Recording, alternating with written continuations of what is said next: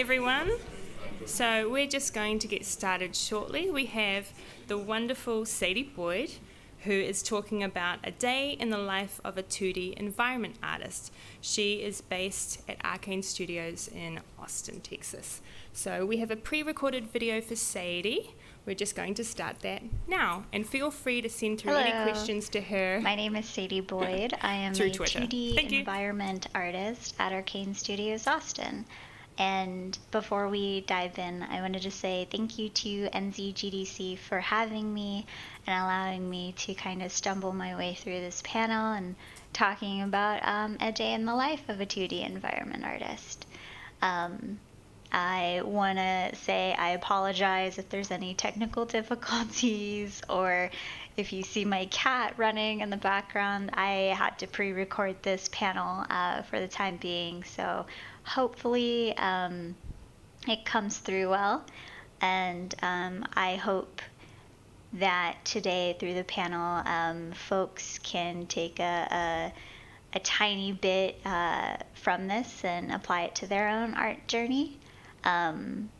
And I get a lot of questions every day. What is a 2D environment artist? What do I do? So hopefully I can illuminate that and help answer that. And if you see me constantly looking up over here and over here, making sure my webcam works, and I have a list of things to go over. So I apologize if my mad darting eyes is distracting in any way.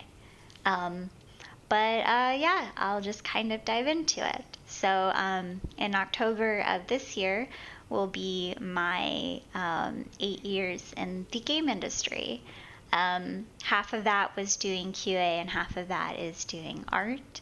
But I started all the way back at Bethesda Softworks about 8 years ago, and I'm now at Arcane doing what I love. And so I've worked on titles Elder Scrolls Online, The Evil Within, Wolfenstein: The New Order, and more so in recent years, Prey and Prey Mooncrash, with Prey Mooncrash being my very first art credit. With that also being said, I wanted to take the time to say that I think my formative years as a QA member really helped me get my role and understand my role and be able to support our own QA team through this role. I know what it's like to be a QA and having to talk to a developer and vice versa now. So I think it was kind of an integral part of, learning how to talk and interact and communicate with other devs. And overall, I learned a lot from the individuals that led in those spaces. So thank you to those individuals. I'm pretty sure I would not be in an art position right now without you. Yeah, that being said, to kind of go into the art background, I graduated Full Sail a few years ago with a game art degree, specifically looking for environment art. And I got my first chance in environment art on Prey Mooncrash, where I was an associate environment artist. Now for that game, there wasn't a lot of opportunity or need for 2D signage, as what I do is kind of based on the level or the size of a project. So unfortunately, not unfortunately, but I did primarily a lot of 3D assets and a few posters here and there. But I am a 2D artist, environment artist now on our newly announced game Redfall, which unfortunately I cannot go into much detail past what's already out there. So if you're here to get a sneak peek, I am so sorry to disappoint. But yeah, so I was an associate environment artist, and then when we started Redfall, we found that there was a large need and a large role to fill for supporting 2D signage throughout the world space. So over time and many talks and kind of just doing what I wanted and showing here, this is what we need for the world space. I was finally able to bully Arcade into a new position for the 2D environment artist. So that all kind of culminates to, what exactly is a 2D environment artist, or what exactly do I do? What do I do in a day? So to kind of shine some light on that, I will take you through kind of a basic day or a few different days and a few different scenarios on what I do as a 2D environment artist. So the most basic example I could give is, and anything that I talk about is not associated with our game in any way. So I'm going to give a few examples here and there of some items. So please don't get too excited. But a typical day for me would be dependent on the type of task that I have.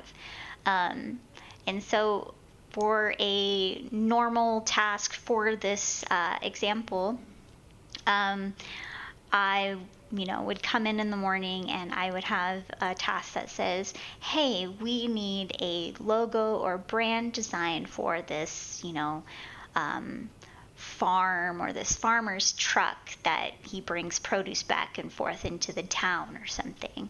And we need a logo for that and maybe an actual 3D sign for the business, concept it out and take it to completion.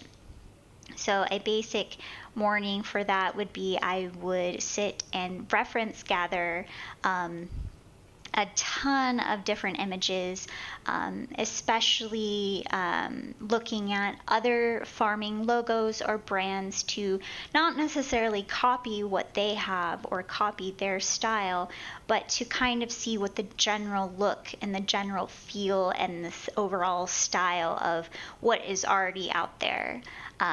There's a lot of smaller, intricate kind of rule sets for, maybe not rule sets, but intricate things that I personally look for and personally go by. For example, not many farm signs would have blues or greens or purples or something. Blue and green and color theory kind of suggests like trustworthiness for like more banks or more proper businesses. And when you think of a farm, you think of more earthy tones or maybe reds or something that's very popping in color to kind of persuade the buyer to say, hey, come buy from us. So it's small, intricate things that I have to look for when I'm reference gathering. And I kind of reference gather many different things from handmade signs to actual official logos. So once the reference gathering stage is completed, then I move on to the concepting stage. And within the concepting stage, what I would do is I would just kind of create different things based on what would exist in that space already. So, for example, if this farmer, say he lived, obviously out farther from the city or something, maybe he would have a more rustic sign as opposed to a nice, clean sign, like modern sign you'd find if you were in more of the city or right outside of it. So with that process, I would concept about 3 to 4 different variations and styles and shapes and fonts, all that jazz. And with that, I would then take it to my art director, my assistant art director, my boss, all of the people who have to approve or have to give feedback, excuse me, for that particular concept to be approved for the next step. And at this stage, there's a lot of iteration and a lot of feedback. But once we get a design that we like, normally that's where a concept artist would stop, and that's when the object would be passed off, or the concept would be passed off to a 3D artist. And in light of our vampire game, for a pun or just a fun analogy, we joke that I'm kind of this daywalker blend, where I can take a concept, I can create my own concept from start to finish, and once that's done, once it's approved, I can now do the 3D aspect of it, or the normal 3D modeling of it. So it's kind of blending these kind of two different roles together. Not to say concept artists can't take images and do decal work or signage work in game, but that's the normal premise of, for example, in our studio, the roles are divided. So that's where I get to kind of come in and kind of unite these two roles together. So once I have the concept and everything done, then I get to do the 3D modeling aspect of it, and I, get to model it out. I do low and high proxies to give it that extra detail, and then I can texture, put a material on it, and then I can actually get it into the game space. So that is kind of the gist of what a normal day would look like. But on top of that, there are a lot of days where it's not kind of normal.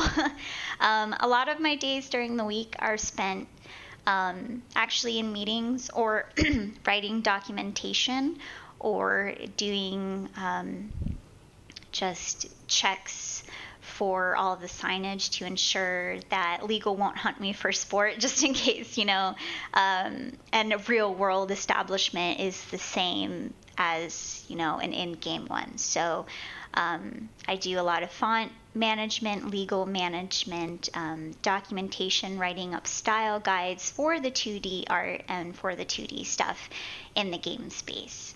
I actually do a lot of documentation now that I think about it.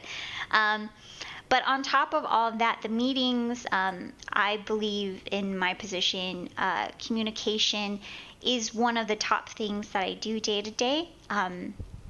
Because as I said, we kind of struggle to identify and kind of outline what the role really entails. I actually get to touch and work with a lot of different departments in the studio, and because of that, constant communication is required.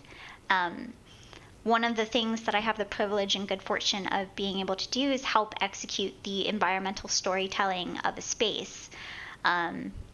So if we go back to the example of, say, I need to do the farm truck logo or something, narrative could come in and say, well, this farmer, he collects newspapers, or he doesn't like computers, so he does everything manually. So he has a bunch of charts and sheets in his truck cab that would help add what we call flavor to the world space. So I would also help do that kind of stuff. Or say the farmer wanted someone spray painted "This farmer sucks" or something. Unfortunately, I would have to be able to do that as well. But those are the different small facets of how I can contribute to environmental storytelling. So going back to communication, it is incredibly important to, for my role specifically, to talk to the other departments daily, ensuring that the storytelling I want to tell, and then storytelling that the directors or the narrative team wants to tell, never steps on each other and never overlaps, but works together in order to kind of tell all the stories we want to tell. And so it can be a little difficult, and it can be a little overwhelming at times, and it was definitely a learning curve to kind of learn how to work in tandem together. So I'd say that was probably a challenge for me personally, as I kind of have a role that is kind of dipped and dripped into many other things of like narrative and legal department and concept and 3D artist and resource gatherer. So I do, again, I have the good fortune of being able to kind of touch all those different aspects of the space.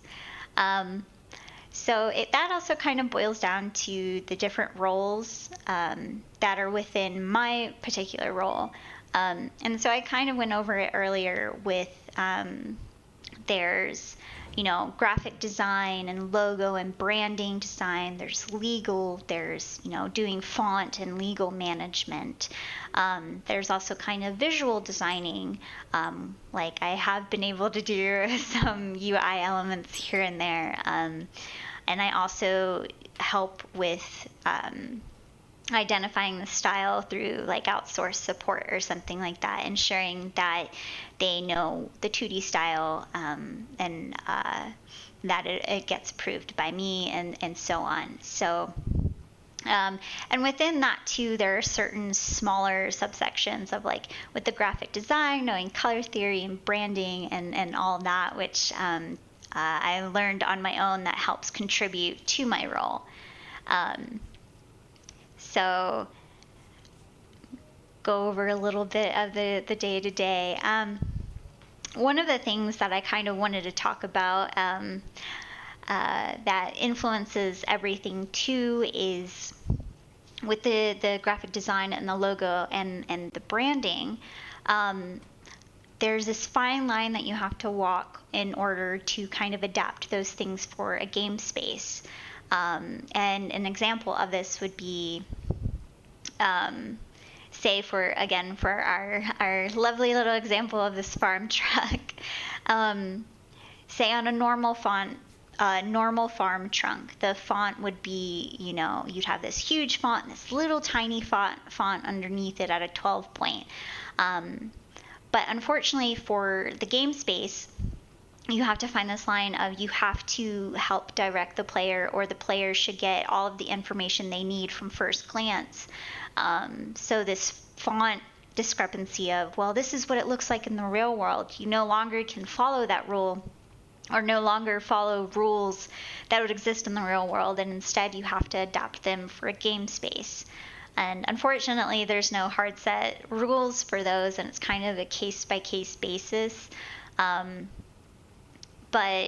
And for color instances too, you have to kind of work inside of PBR range instead of doing all these crazy, cool, overwhelming colors. You kind of have to maintain the PBR range for that, as well as design patterns for, posters or cool graffiti or anything. Or for mission items, everything has to be completely legible to the player. No matter how much you want to make it a really cool design or a really crazy pattern, you have to kind of tone it down a bit and ensure that the player gets all the information they need, or if it's like a flavor asset for the environment, it'll be okay to have those things. But if you're in a fast-paced environment, you don't really want to take away the attention from the world space, because your player has to kind of be on alert. Excuse me. So it's kind of a hard balance to find out what works, what doesn't work. Will the player even care if I have this here, or does this add to the story in any way, or does this world build? So there's a lot of different facets of that you kind of have to take a step back and think about when executing certain ideas. And I think I touched briefly, the challenge of that, I think, is that balance. I still struggle with it sometimes, and I think it's really great that I have a team that will give me feedback or tell me what really works or what really doesn't work. We're very communicative with each other, and I owe a lot of my iteration and variations to them, because we all collaborate constantly on what works or what doesn't work. But I'm going to check my list again. So with this specific role, I want to say that other studios may have it, maybe branded differently, like a visual designer or a graphic designer. And so I don't want to discourage, or I don't want to sound pompous and say, well, we only have a 2D artist here. I think it's an incredibly important position, and I think that if you have the passion for storytelling or environmental storytelling and you have all these skills that you can use together, I think you should absolutely go apply or find a position similar. And within each studio, it varies immensely. But different terminology, like I said, would be graphic designer, visual designer, or just a plain 2D artist or a concept artist, or a 3D generalist. A lot of those kind of jobs may have the opportunity to be able to do some of the things as a 2D environment artist. So yeah, that being said, it's not impossible to kind of achieve the 2D environment artist role or be able to do some of the things that I was able to list out earlier. It's just dependent on the studio that you find or the studio that you would like to work with. Just see if they have something for that. So that kind of covers a little bit of what I wanted to go over as a 2D environment artist. I hope that provided some clarity on, excuse me, kind of what I do, or kind of what I do, or kind of gives you a little bit of insight into it. One of the other things that I did miss earlier that I'd like to go over too is one of the certain aspects for the role is environmental graphic design, which is a actual job in the real world. But environmental graphic design is kind of all about wayfinding and navigation within the world. And the best example I can give of that is, imagine you were in New York City and you got off the metro or you got off the subway and there was no signage to tell you where to go or what the next bus route was. That is what environmental graphic design does, is they help individuals navigate the world space and give direction and all that jazz. So you kind of have to learn how to adapt that to a world space, because on one hand, it's all about balance, but on one hand, you don't want to hold the player's hand when you're trying to get them to navigate the space, but also you don't want to give them too little information to make it a frustrating experience. So you kind of have to balance is the word of the panel. You kind of have to balance those kind of ideas and make sure that the player experience will be a good one, but also that they know where to go, they know what quest to do, or they know that like this might be a secret thing, or just being able to read the flavored text and understand the story that's being told in the world space is super important. And I do get to handle a lot of wayfinding signage and environmental graphic design. So that's another aspect of my job that I get the good fortune of doing. So that being said, I hope in some way this has been helpful, informative. I think that any kind of information or help or education on certain roles within the industry shouldn't, be hush-hush. And I really enjoy talking about it. So if you leave this with more questions, please feel free to find me in the online world and send some questions my way. Excuse me. I'm in Texas, and my allergies are really bad. I apologize. But yes, feel free to ask me more questions, or to figure out more on what a 2D environment artist is. I feel like I learn every single day something new or something that I can do to improve my role. With that being said, I have a few minutes left, and so I'm going to go over some questions that I was asked outside of this panel about 2D environment art, and I'm gonna try to rapid fire through them so I can answer all of them, but knowing me, probably won't. So the first question is, are blockouts of 3D environments part of the role, and if so, how are they incorporated?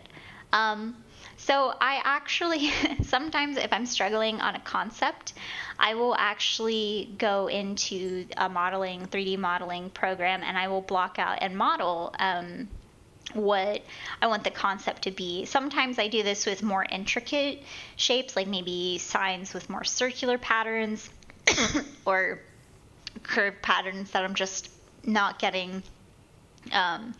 So sometimes I'll flip it and I'll actually do some 3D modeling first, and then kind of do the concept or a paint over based on that. And then once that's done, I'll kind of go back to the concept, and then I'll go back to the model, and it's just a back and forth between the two. How much different is 2D environment artwork from normal 3D environment artwork? I think I touched on that a little bit before. I will say that when I do concepts or I do something from start to finish, it takes me a little bit longer to do it than other 3D work, simply because with the other 3D artists, they may have a concept already given to them, so they don't have to go through the gathering reference or the initial concept or getting the feedback and approval for everything. So it does take me a little bit longer to get through everything, but I would say that would be the only, and I would say also, like I'm getting to put my own concept or my own idea maybe into the game, or executing someone else's vision too, but that would be a little bit different as well. What software or hardware do I use? I won't talk about the hardware and software I use for work, unfortunately. But I do use, in my own personal time, I use a ton of Photoshop. I think I have about 10 years experience with Photoshop. And I just started using Procreate on my iPad, so I can kind of sketch when I go, which has been so nice and incredibly useful. And with that, for 3D modeling programs, it's, Maya or Blender or something like that, just to, I just use one of those in my off time. Where do I draw from inspiration? Is it architecture, sci-fi? And how does that combine to make art for the game space? I get inspiration literally anywhere. I always have my phone with me to take pictures, or if I'm outside, I will walk by buildings all the time. I used to go to the Austin Public Library and just kind of snap pictures from different floors just to get the landscape, and I do paintings from that, or I read a ton, so I love reading. I think one of the last books, I was really into black holes for a little bit, so I was getting inspiration for sci-fi stuff through that for my own personal work. But yeah, I get it from anywhere, and sometimes it's a curse because I can't exactly turn it off. So if I want to try to relax, I'll see something and I'm like, oh, that'll be great, and I can't turn that off. So it's a blessing and a curse, I think. How much reference material have I amassed in my role? Quite a bit. I think in my own personal drive, I think I have about a 2 gigabyte folder of reference images, so quite a bit. But I promise I use them all. Not really, but I use a good bit.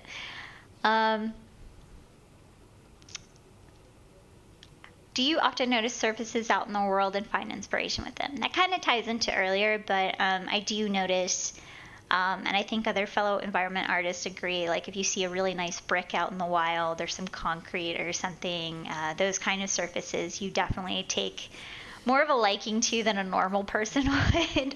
And it's the same thing if I see graffiti or handmade signage or anything of the sort. I kind of take that and internalize it and adapt it and get inspired by it.